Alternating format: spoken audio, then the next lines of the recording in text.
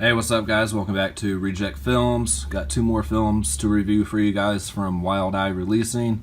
Gonna do this one a little bit different than usual. Not gonna do anything fancy as far as putting up photos and doing all that kind of stuff.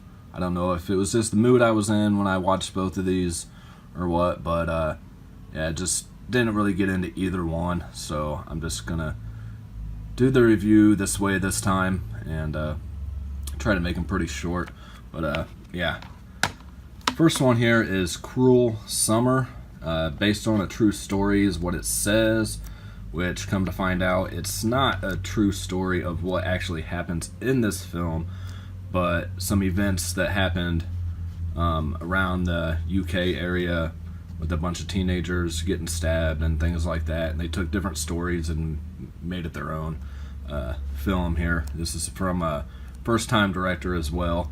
So, I mean, for a first-time directorial debut, it was decent, but really short too. It was only like 80 minutes, so it's a pretty simple storyline of a group of three teenagers giving, crap to this autistic teenager.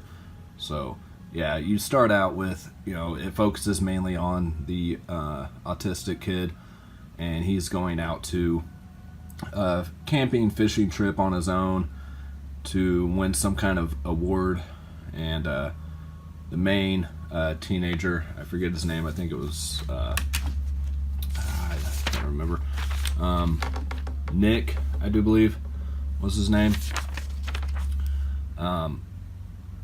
He gets it into his head from his other friend Julia, that his ex-girlfriend had sexual relations with the autistic kid, and he wants to go get revenge on him and everything like that.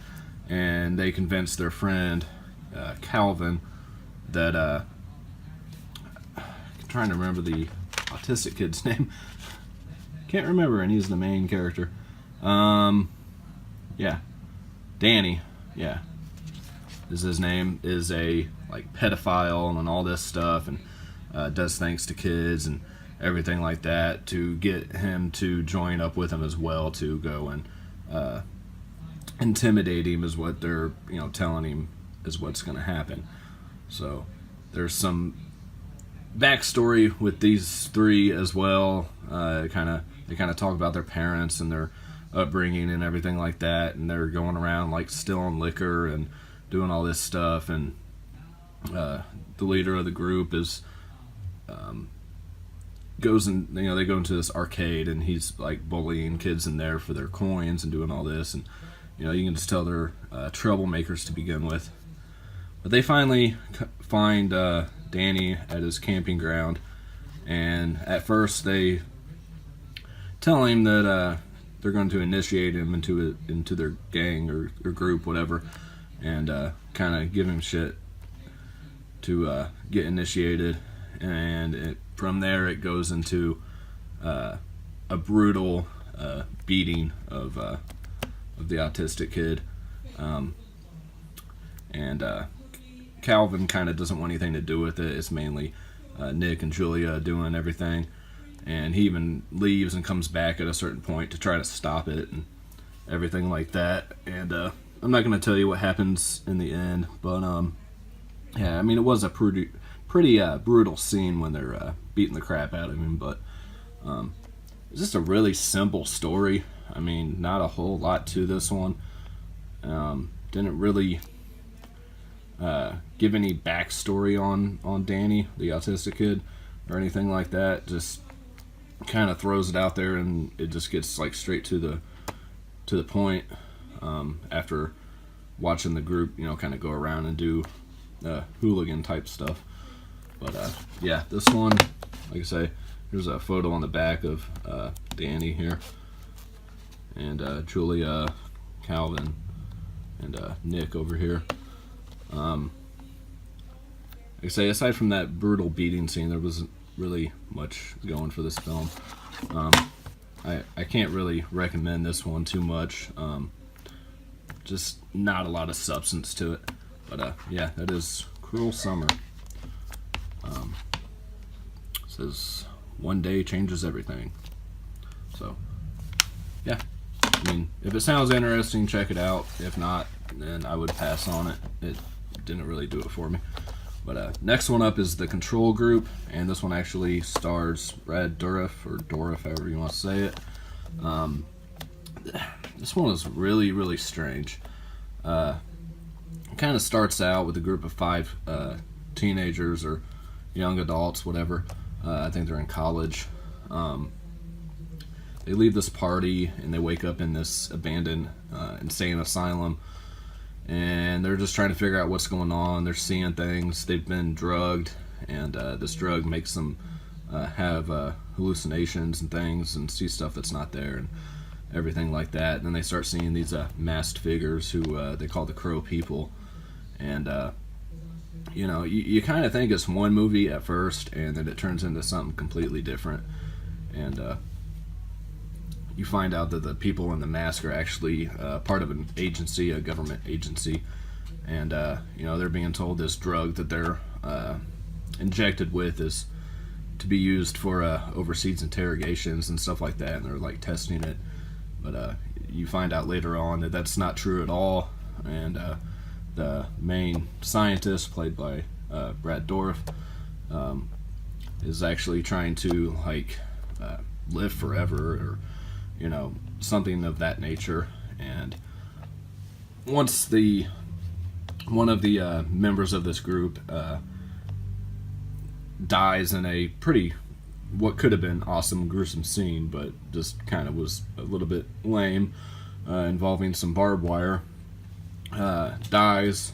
He later comes back as a zombie, and you kind of think that it's from the drug that they've been given, but they say that anyone who dies in that asylum, you know, rises from the dead or whatever and turns into a zombie. And there's people from the agency that get killed and come back as well, and everything like that. And there's some back and forth between those people, you know, start kind of turning on each other and everything. And then it just gets really strange towards the end, the third act of this film. It's kind of all over the place. There's like a ghost in a machine that's dead.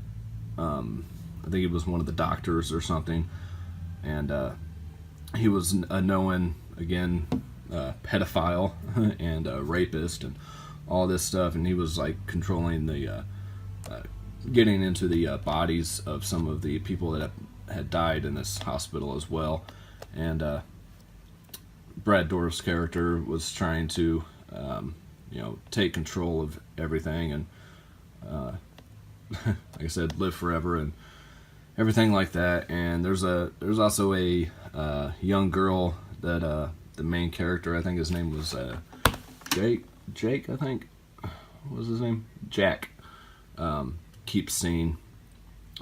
He's like the main person of the group of the 5 people, and focuses a lot on his hallucinations, and keeps going and having flashbacks of stuff that happened in college and everything. But yeah, he keeps seeing this young woman, and towards the end, they find his or her corpse and everything like that, and the corpse of the doctor from back in the day that was trying to possess these bodies and stuff.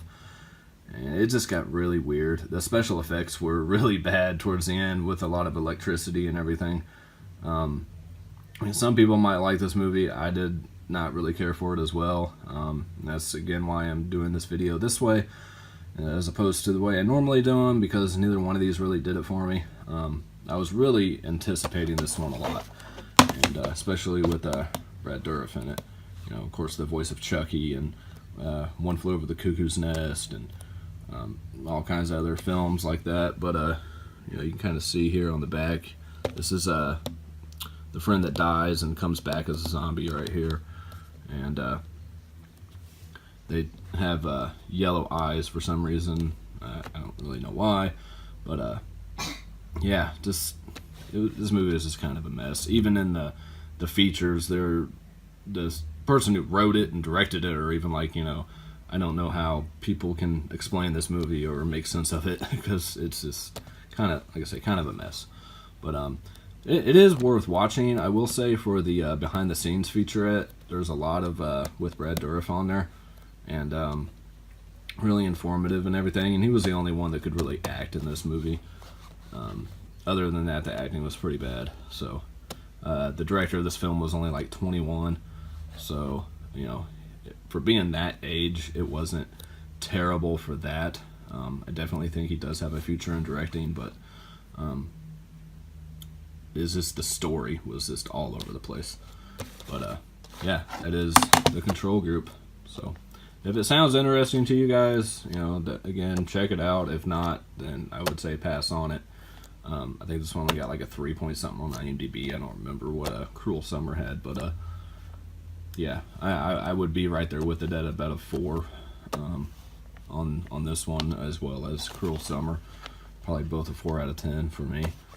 And yeah, I hope you guys enjoyed this video. I hope it was informative enough for you guys.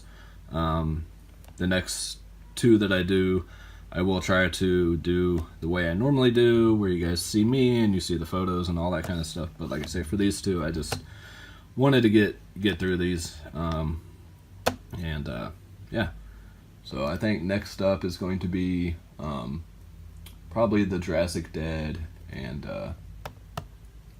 I don't know what else, but yeah, I will see you guys on the next video. Take care.